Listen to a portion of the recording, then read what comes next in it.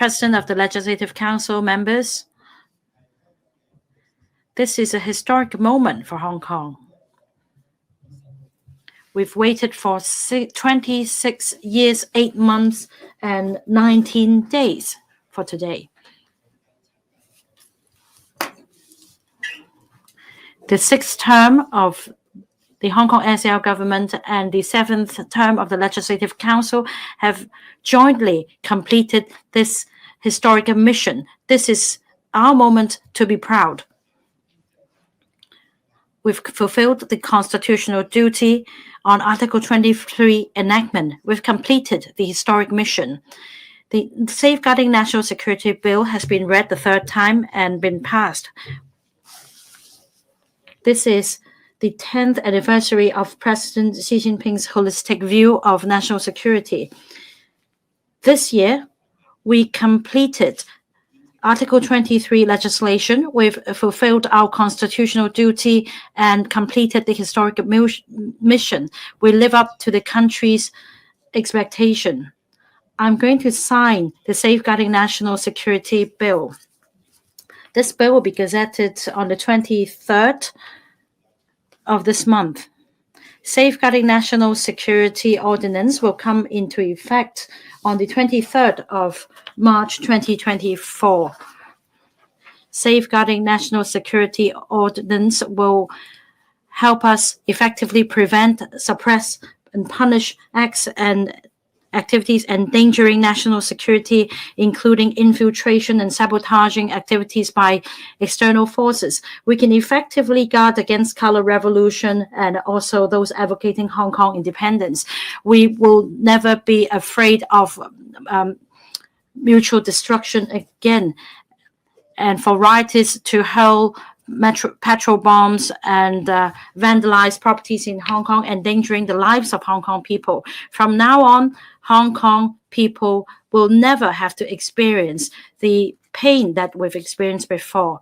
There are 3 principles to safeguarding national security. These principles are set out in the ordinance. First, the highest principle of one country, 2 systems is to safeguard the sovereignty, unity, and territorial integrity of the state, and that human rights and freedoms are safeguarded in accordance with the International Covenant on Civil and Political Rights, as well as the International Covenant on Economic, Social, and Cultural Rights as applied to the Hong Kong SAR. And human rights, including the freedoms of speech, of the press and of publication, the freedoms of association, of assembly, of procession, and of demonstration, safeguarded under the Basic Law. The 3rd principle is that for acts and activities endangering national security, there must be adherence to active prevention in accordance to the rule of law and suppression and punishment according to the law. There are also 3 objectives. That is, we must resolutely, fully, and faithfully implement the policy of one country, 2 systems, under which Hong Kong people administer Hong Kong with a high degree of autonomy. 2, to establish and improve the legal system and enforcement mechanisms for the Hong Kong SAR to safeguard national security. And 3, to prevent, suppress, and punish acts and activities endangering national security according to the law, and to protect the lawful rights and interests of residents of Hong Kong SAR and other people here, to ensure the property and investment in the Hong Kong SAR are protected by the law, and to maintain prosperity and stability of the Hong Kong SAR.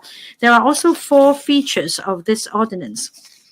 The Safeguarding National Security Ordinance has high degree of convergence, complementarity, and compatibility with the Hong Kong national security law. Reference has been made to other common law jurisdictions in drawing up the bill. However, we also have regard to actual circumstances in Hong Kong for its implementation. Common sense approach is taken in drafting the bill. It's easy to understand, and we've also repealed obsolete provisions. On the 25th of January this year, at the Chief Executive Interactive Questions and Answers session, I announced the start of the legislative exercise. Immediately afterwards, on the 30th of January, I started the public consultation, which lasted until the 28th of February. the government received 13,000 submissions. 98.6% of them make positive and supportive comments. There is a strong public mandate for Article 23 enactment. I thank the Legislative Council for convening the Council meeting for the first and second reading of the bill, as well as the incessant work of the Bills Committee meeting, as well as the support of the House Committee, followed by the resumption of second reading and third reading of the bill today. All these demonstrates the importance of this bill and that we should enact on Article 23 as early as possible. One day sooner is one day earlier, so that we can fulfill the constitutional duty long awaited for 26 years, 8 months, and 19 days. I'd like to thank Mr. Andrew Leung, President of the Legislative Council, for his understanding of the necessity and urgency of Article 23 enactment. Early meetings and special meetings have been called in order to safeguard national security. At the same time, he made sure that there is due process. Every morning, according to the president, he would receive messages from a number of members, all discussing matters relating to Article 23 enactment. So to him, the moment he woke up to the moment he turns in, all he thought about was Article 23. He shared the same goal as other members in completing the legislative exercise, and this is motivation for all of us. I also thank members of the Bills Committee, including Chair Mr. Martin Liao, Mr. Gary Chan, Deputy Chair, and as well as 13 other members. They have worked tirelessly for 7 days. They worked from 9 a.m. to 7 p.m. every day, and they even deliberated at length on a particular provision. For example, they spent 1 hour and 20 minutes on just one clause. And there are also many clauses which took members more than 30 minutes to go through. The House Committee established a subcommittee on matters relating to Article 23 legislation. And together with the meetings of the subcommittee, 25 meetings have been held, totaling over 50 hours. Members also put forward over 1,000 questions. In the end, the administration proposed 91 amendments. Members have all dedicated their efforts to complete the legislative work with great efficiency. Mr. Martin Liao is chairman of the Bills Committee. As I understand, in order to facilitate the smooth conduct of the Bills Committee's work, he made ample preparations in light of possible matters requiring the chairman's ruling. In the end, no ruling was required because all members did their homework and the chair did not have to rule on anything. All members acted as one, and he feels encouraged by the unity of members. I also thank Ms. Dari Lee, Chair of the House Committee, and all other members for their full support of the administration's proposal for this bill to be tabled in the Council as early as possible. Ms. Dari Lee is an NPC delegate, and in fact, she traveled to and from Beijing twice during the 2 sessions. According to her, it's a very hard to forget experience, but hard to come by. We followed all the established procedures in going through the bill. Members have also been very serious about examining the bill. Members deliberated on a number of matters, including the philosophy of the bill and the details, so on and so forth. They all abide by the objective of completing the legislative exercise as early as possible. So we've done the work with great efficiency and with quality.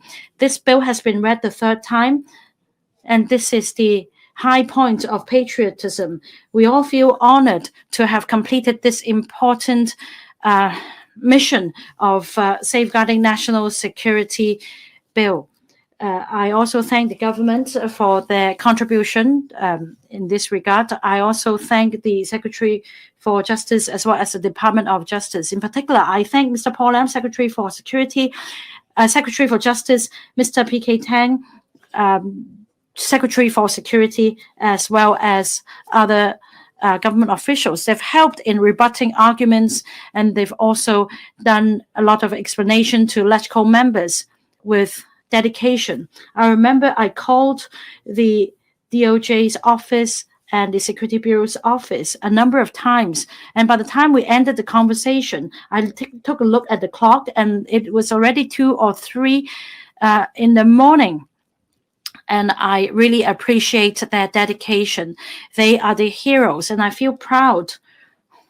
Finally, I thank all patriots for supporting this bill and for those who support Article 23 enactment, so that we can now fulfill his constitutional duty and draw a close to what we've been waiting for 26 years, 8 months, and 19 days, so that we create a new chapter in history. With Article 23 enactment, we can better safeguard national security, so that we, after plugging all loopholes, we can all focus our energy on economic development and improving people's livelihood, so that we can build a better home for all of us.